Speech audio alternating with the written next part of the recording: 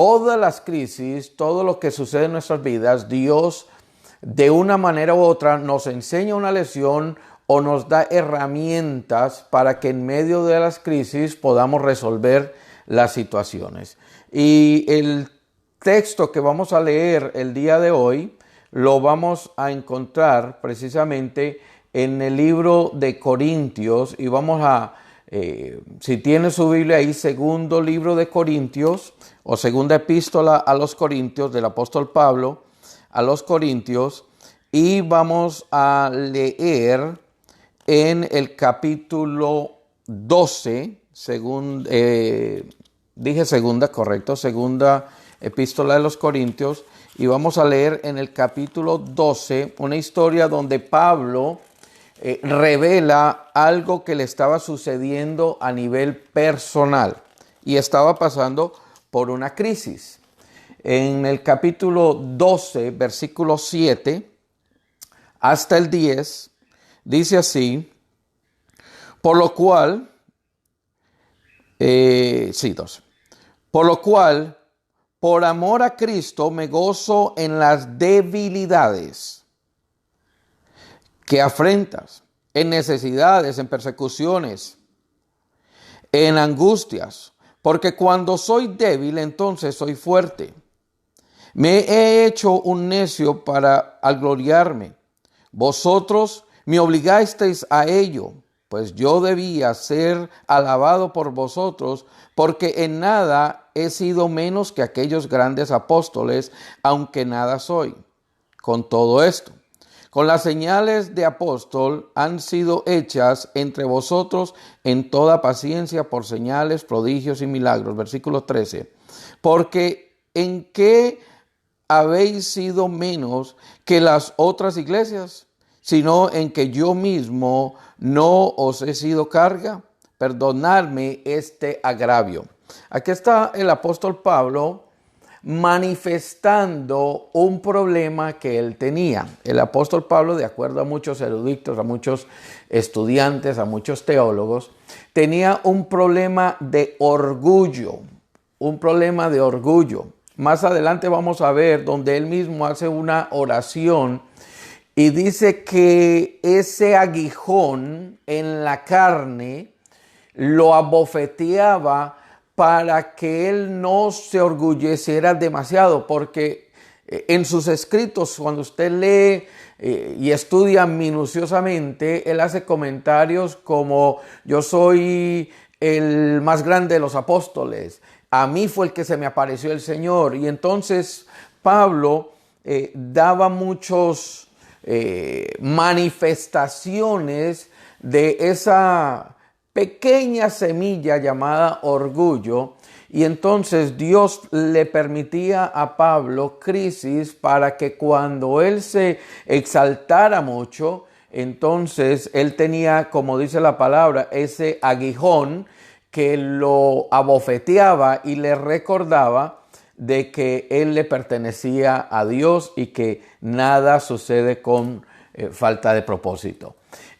Una de las cosas que queremos hablar el día de hoy es, y lo pusimos en el subtítulo, ¿por qué cosas malas le suceden a gente buena? ¿Por qué cosas malas le suceden a gente buena? Y yo estoy aquí teniendo problemas con mi computador. Vamos a ver si se arregla. Si no, pues no hay problema. Vamos a ver cómo el Señor nos ayuda. Ahí tenemos la asistencia de la pastora Denise, pero vamos a ver. Pero, ¿por qué le suceden cosas malas a gente buena? ¿Por qué esta crisis? ¿Por qué estamos pasando circunstancias? Todos los días uno como pastor escucha cosas que a veces uno quisiera como tener la solución. El problema es que las crisis no traen una respuesta inmediata. Trae un propósito, y eso es lo primero que quiero que entiendas. La crisis no te da una respuesta o una solución, pero te da un propósito. Y es algo que tenemos que tener muy claro. Entonces he escuchado en esta semana cómo personas están siendo probadas, creyentes, cristianos, hombres y mujeres de Dios que aman al Señor con todo su corazón, con toda su mente, con todas sus fuerzas, pero se están viendo a causa de la crisis de pronto en problemas económicos. Y problemas económicos extremos. Usted y yo podemos estar pasando necesidades, pero de alguna manera sobrevivimos. Pero he escuchado de personas que, por ejemplo, los han botado de sus casas porque no han tenido cómo pagar su renta, o que están próximos a ser botados de sus propiedades porque no pueden pagar su renta. He escuchado de personas que no han tenido para comer. Y creyentes. Entonces uno se pregunta en lo natural, en lo humano, pero Señor, pero ¿cómo puede algo tan malo sucederle a un hijo tuyo, a una hija tuya?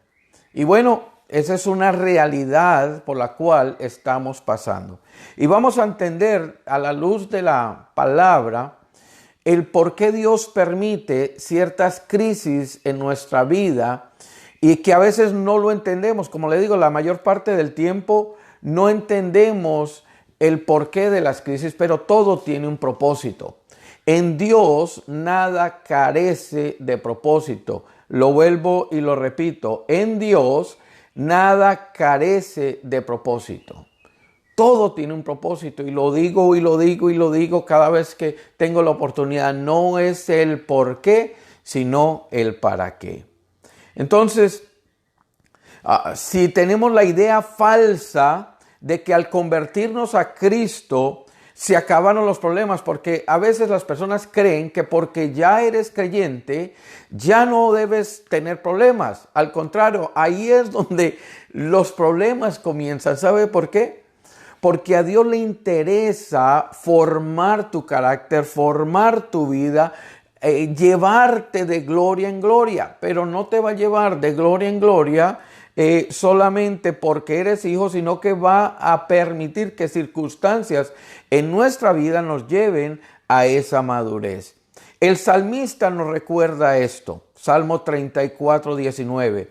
Muchas son las aflicciones del justo, o son muchas las aflicciones que el justo padecerá, mas de todas ellas lo librará el Señor. Salmo 34, 19 dice esto: muchas son las aflicciones que el justo padecerá, pero de todas estas Dios los librará. Dios nos ayudará.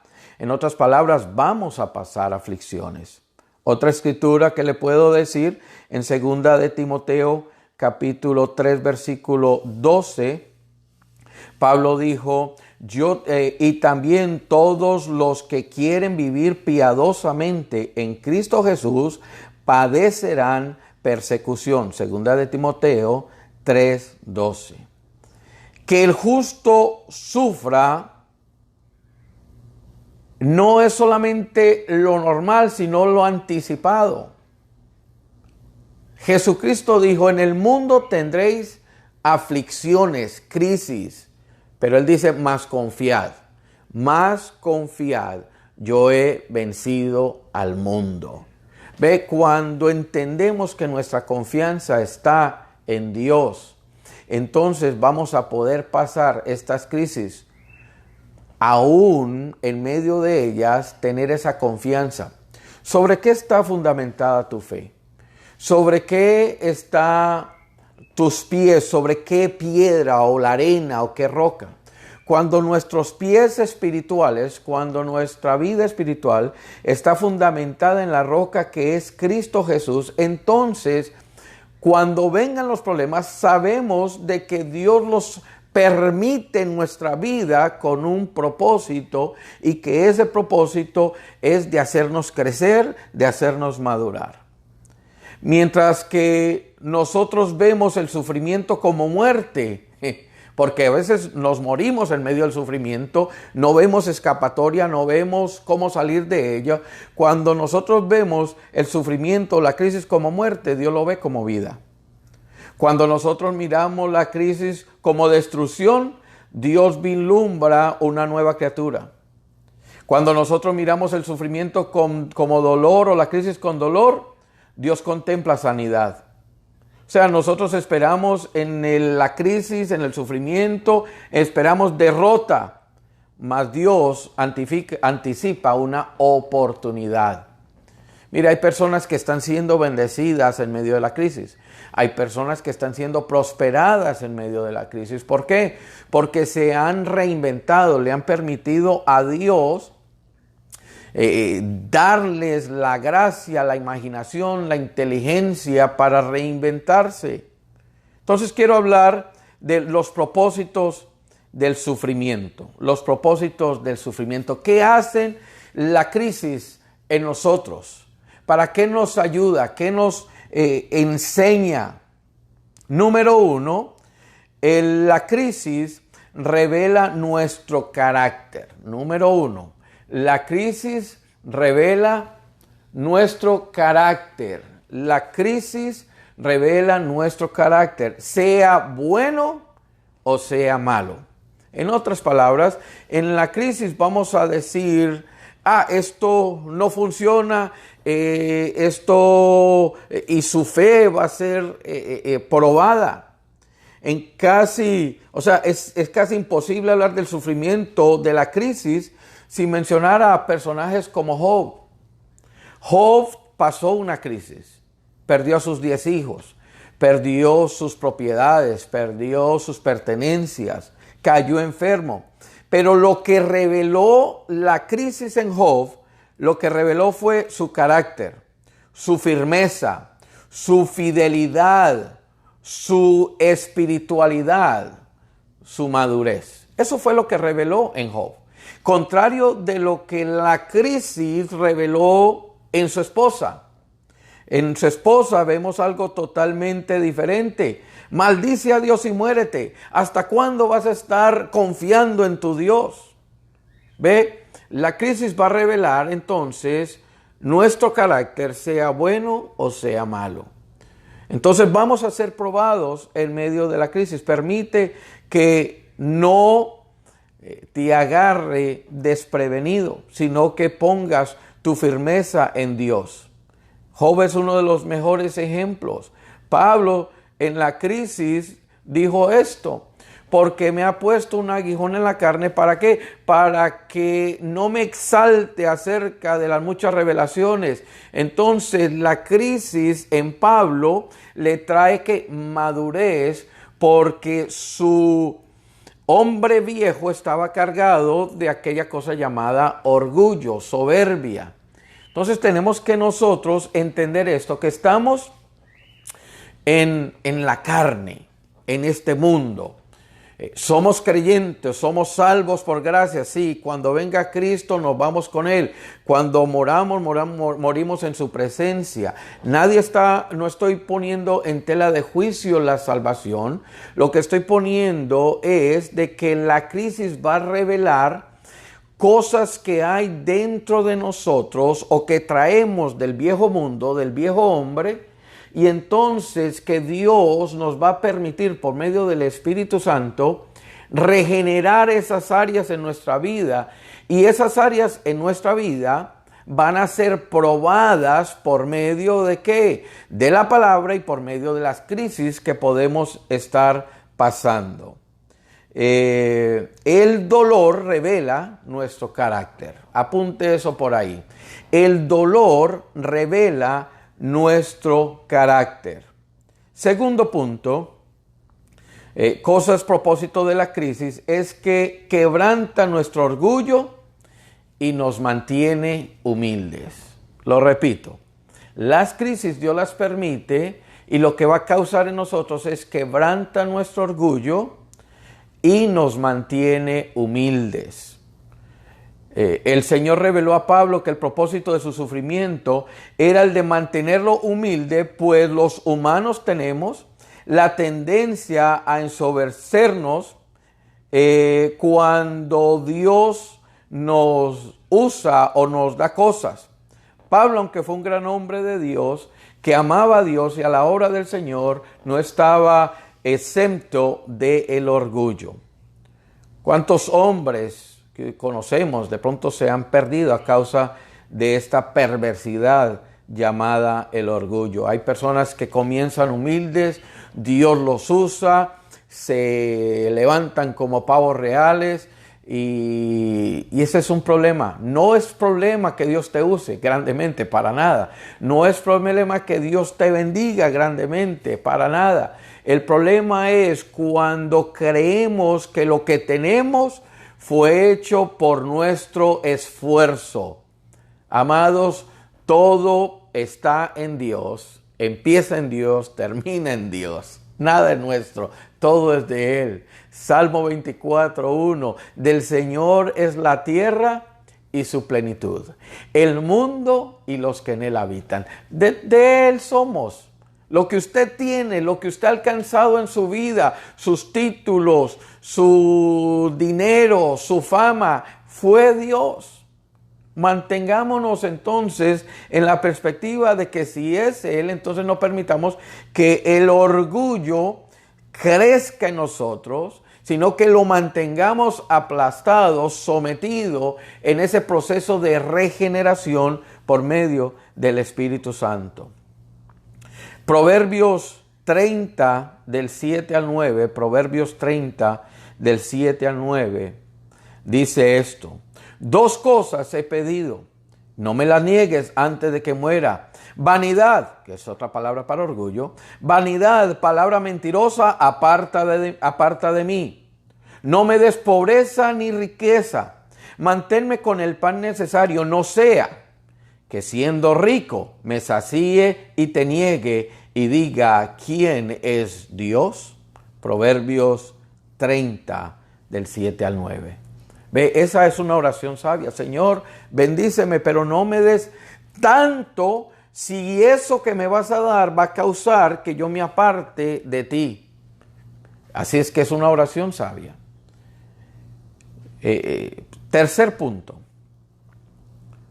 ¿Qué produce la crisis en nosotros? Bueno, nos motiva a acercarnos a Dios. Nos motiva a acercarnos a Dios.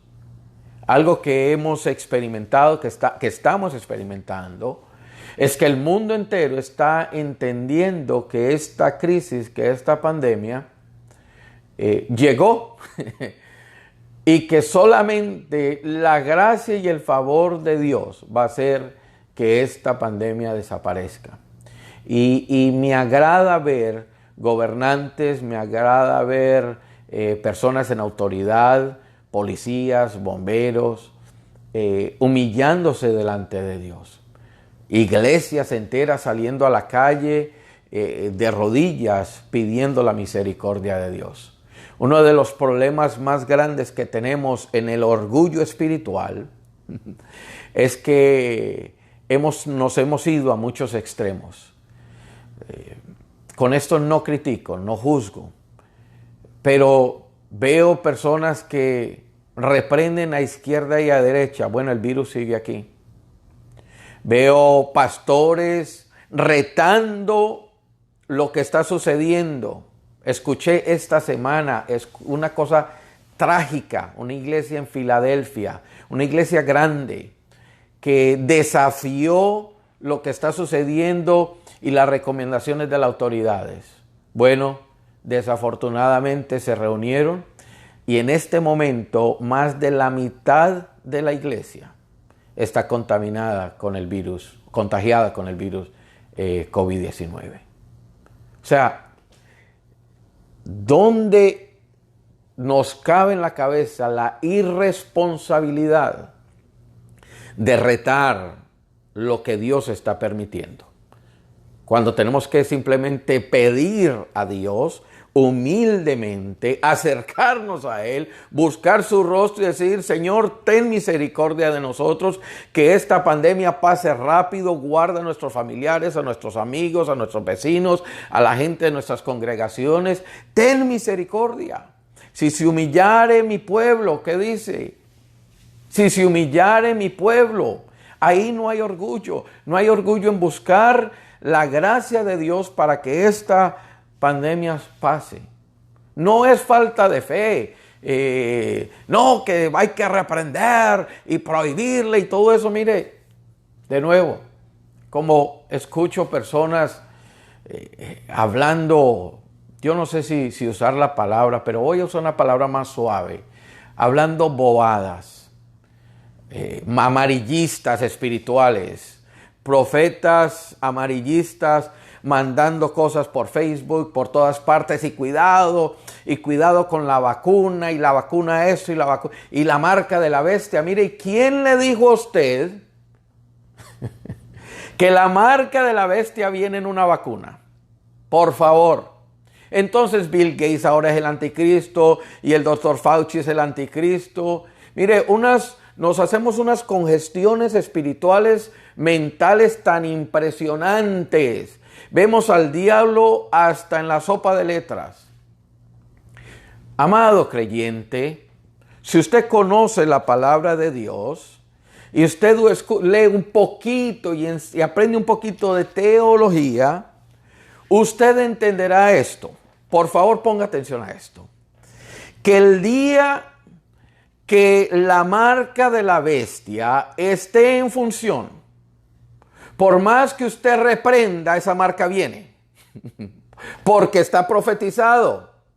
Usted no tiene autoridad espiritual ni derecho de parte de Dios a reprender y a hablar en contra de lo que viene, porque viene. Viene. Dios lo permitió, está escrito. Ahora, si usted se preocupa de que usted no se va a dejar vacunar porque es la marca de la bestia, déjeme decirte que quise decir algo, pero no. Es que a veces yo no sé quién es más bestia. Pero dejémoslo ahí. Escuche esto, por favor.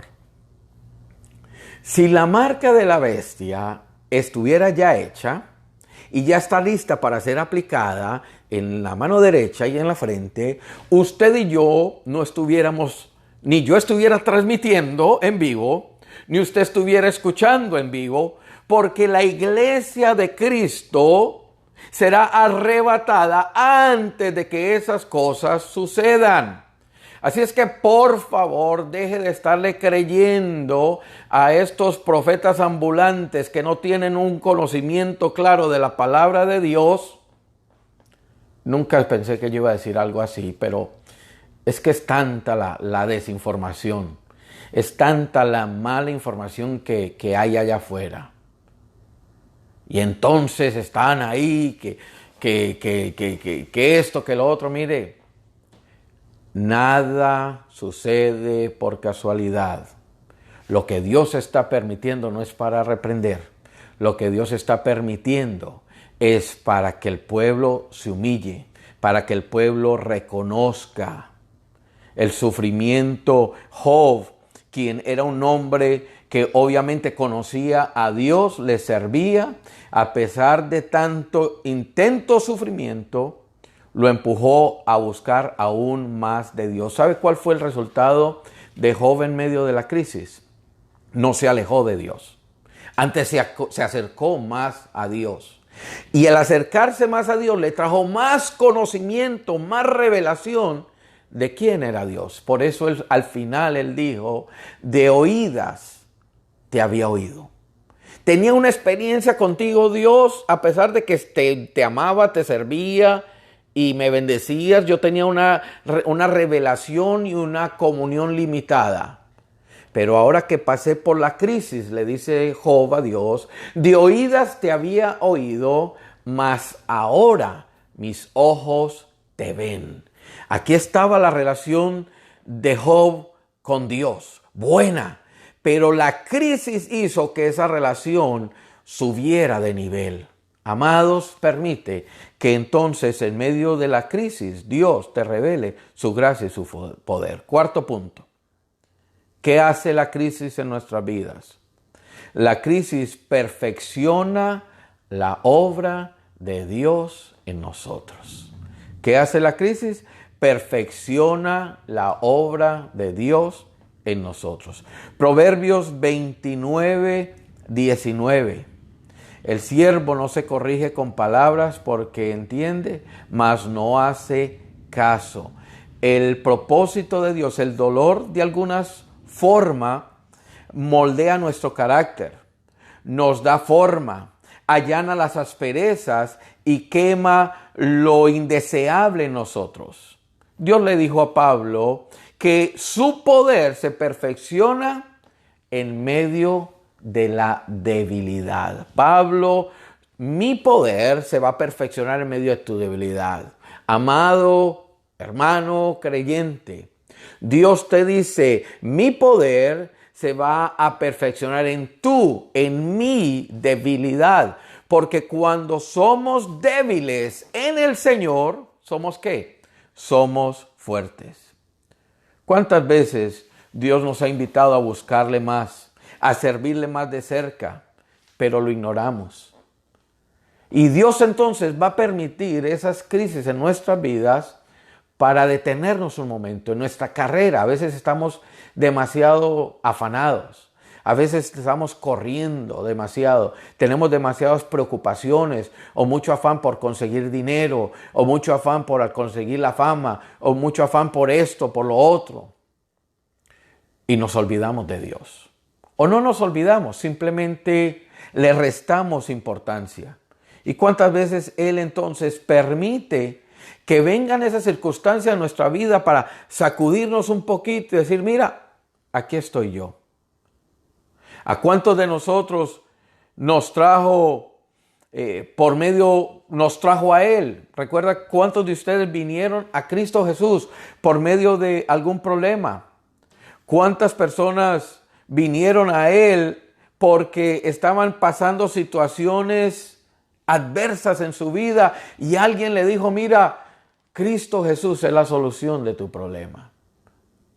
La mayoría de nosotros no vinimos a Dios porque no teníamos nada que hacer, sino porque algo sucedió. ¿Ve? Esa es la gracia irresistible de Dios.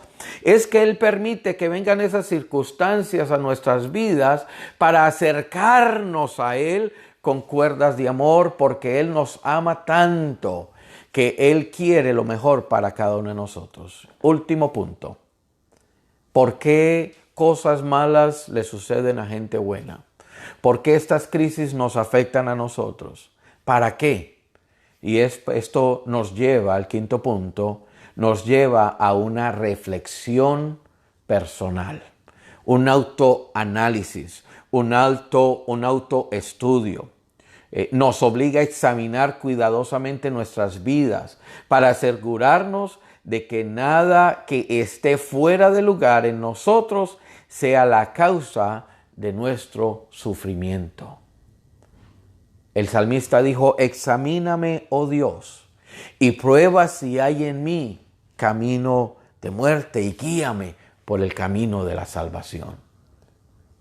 ¿Qué es lo que estamos experimentando en nuestras vidas? ¿Has sacado un tiempo para reflexionar? ¿O llegas tan cansado o estás tan cansado que te acuestas a dormir sin meditar un poco en lo que fue tu día? ¿En lo que Dios hizo en tu vida? ¿Te levantas, te vistes, te bañas, desayunas y sales al trabajo o estás en la casa en esa cuarentena sin meditar en tu vida y en lo que Dios quiere para ti? Yo creo que es hora de que tomemos en serio el propósito de Dios en nuestras vidas. Hebreos 4, del 15 al 16, es unos versículos muy importantes con los que quiero terminar. Hebreos 4, del 15 al 16. Dice, porque no tenemos un sumo sacerdote que no pueda compadecerse de nuestras debilidades, sino uno que fue tentado en todo según nuestra semejanza, pero sin pecado. Acerquémonos pues confiadamente ante el trono de la gracia para alcanzar misericordia y hallar gracia para el oportuno socorro. Porque no tenemos un sumo sacerdote que no pueda compadecerse de nuestras debilidades. Ese es Cristo Jesús. Cristo Jesús, mientras caminó en esta tierra, Él sufrió los mismos padecimientos que tú y yo podemos estar sufriendo. Él experimentó soledad, angustia, frío. Él experimentó rechazo de los suyos, de su familia. Él sufrió el oprobio. Él fue rechazado por sus líderes religiosos. Él fue calumniado. Él fue abofeteado. A Él se le puso una corona de espinas. A Él se le crucificó. Todo esto,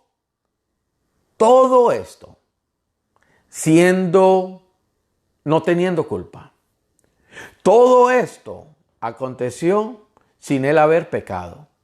Todo esto aconteció porque Dios quería a través de Jesucristo experimentar y que nosotros entendiésemos de que si Él padeció estas mismas circunstancias, Él entonces nos da el poder, la autoridad y la fuerza para nosotros atravesar cualquier circunstancia, porque Él no solamente murió, pero también resucitó. Él fue exaltado a lo sumo y se sentó a la diestra del Padre, donde Él está preparando un ejército para volver a rescatar a su pueblo. Mientras tanto, el Espíritu Santo, la obra de Dios en nosotros es llevarnos de gloria en gloria, darnos la paz, darnos la seguridad.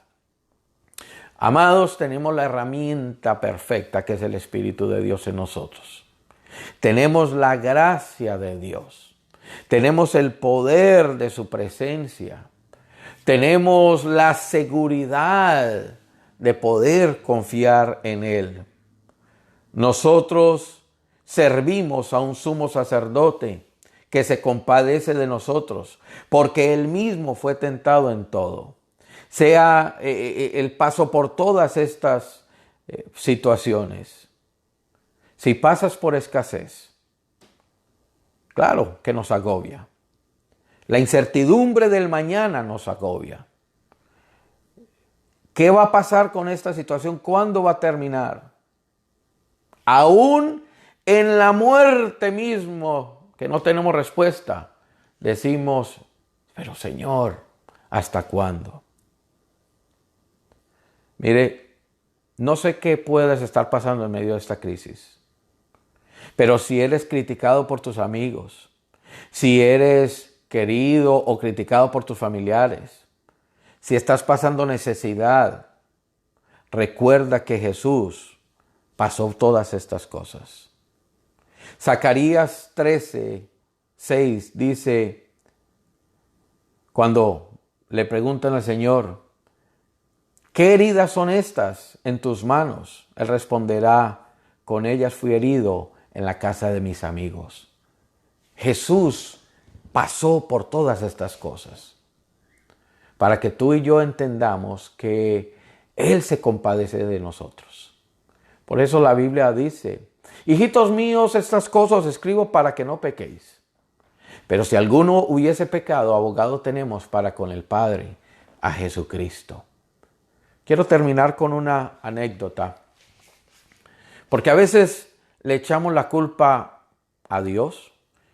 De nuevo, ¿por qué cosas malas le pueden suceder a gente buena? ¿Por qué, Dios mío? ¿Por qué a mí? ¿Por qué a mí? En esta anécdota, una señora que acaba de perder a un hijo muy querido, ella clamaba a Dios para que lo sanara. Y clamaba a Dios, y clamaba a Dios, y clamaba a Dios. Y el hijo murió.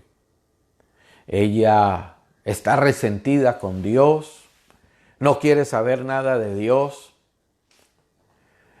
Y un día se encuentra con un pastor y le dice, no te he vuelto a ver. Dice, no, yo no. Yo estoy enojada con Dios. Yo estoy peleada con Dios. ¿Y por qué?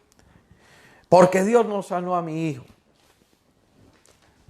Y ella dice, porque yo le preguntaba, Señor, ¿dónde estabas tú cuando murió mi hijo? Y el pastor le dice, yo tengo la respuesta. ¿Cómo así? Sí, yo sé dónde estaba Dios cuando murió tu hijo.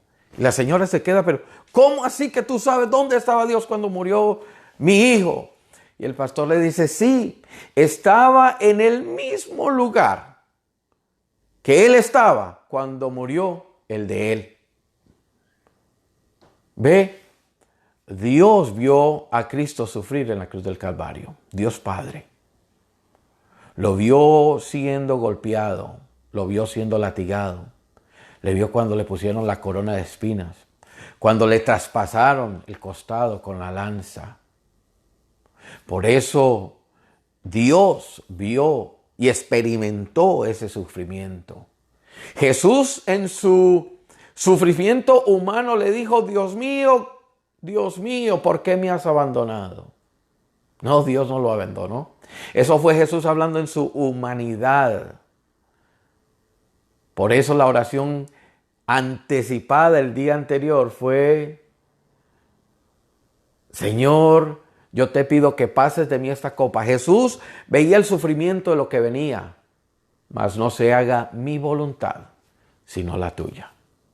Amados, a veces no entendemos el porqué de las situaciones, el porqué de la crisis, pero lo que sí te puedo asegurar es que tu papá Dios, mi papá Dios, está en control de todas las circunstancias.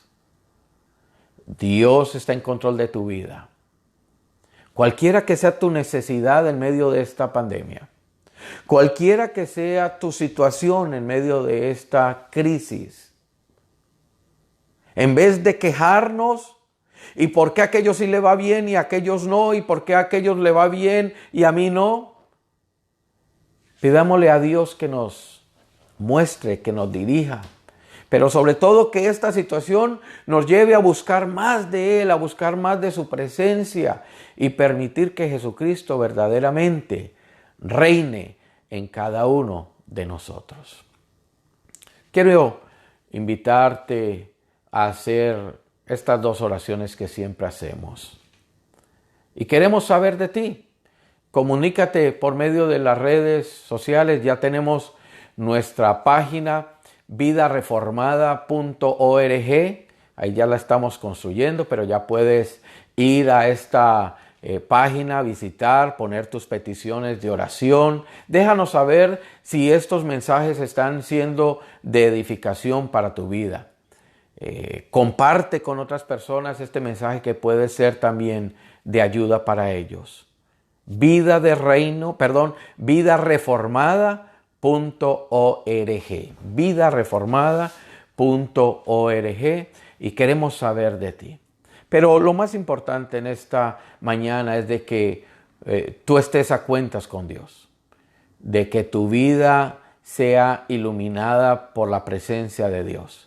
Si todavía tú no tienes una relación personal con Jesucristo, yo te invito a que hoy sea el día de ese nuevo comienzo en tu vida, que en medio de la crisis, en medio de las circunstancias, tú puedas decirle, Señor, aquí estoy.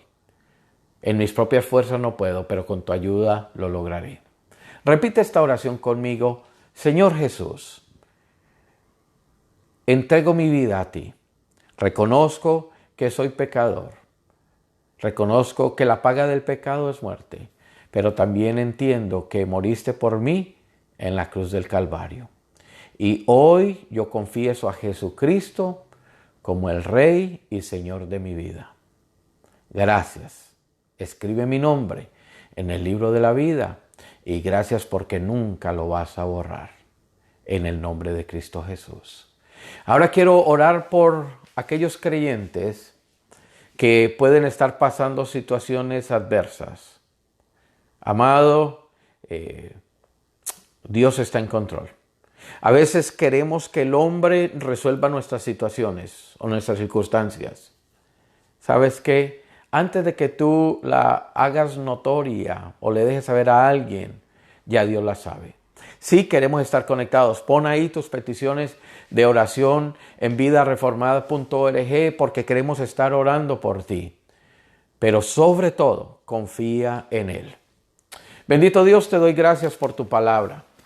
Tu palabra que es viva y es eficaz. Tu palabra que cambia, transforma, renueva. Mi Dios, permite que esta palabra, que esta semilla que hoy hemos hablado, sea sembrada en lo más profundo del terreno fértil en nuestros corazones, en nuestro espíritu, para que esta semilla germine y dé vida, una generación de creyentes fortalecidos en tu nombre. Te doy gracias, Padre, en el nombre de Cristo Jesús. Amén. La bendición del Padre, del Hijo y del Espíritu Santo esté con todos ustedes y que esta semana sea una semana bendecida, una semana de reflexión, pero también una semana de prosperidad integral de todo lo que tenga que ver con tu área, salud, familia. Bendiciones, los amo. Gracias y paz.